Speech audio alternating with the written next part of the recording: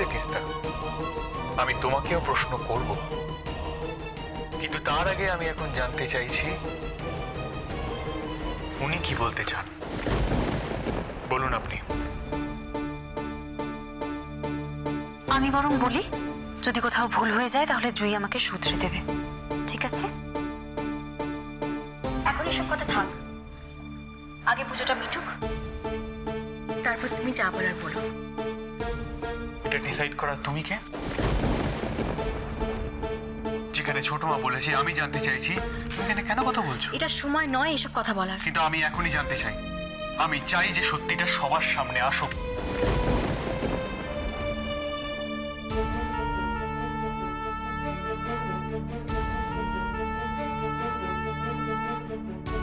আচ্ছা বেশ, শুনি তোমার কি বলার আছে।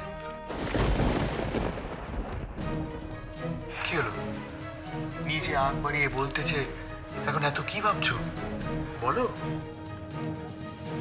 আসলে আমার মনে হয় কনক ঠিক কথা বলেছে।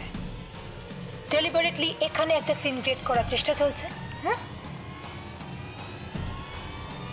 সত্যি, প্লিজ তুই সেটাকে এনকারেজ করিস না। দেখ, এত সবের পর ওকে বাধা দেওয়ার কোনো মানেই হয় না, বরং এটাই বেটার হবে ওকে বলতে দেওয়ার। সেটাও বা বলছে কোথায়? ও বলছে না তো, অকারণে ওদের টাইমটা ওয়েস্ট করছে, দেখতে পাচ্ছ না সেটা?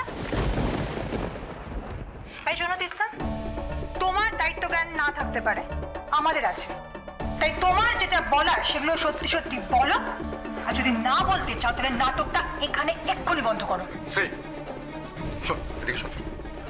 মাথা গরম করিস না, শান্ত হ।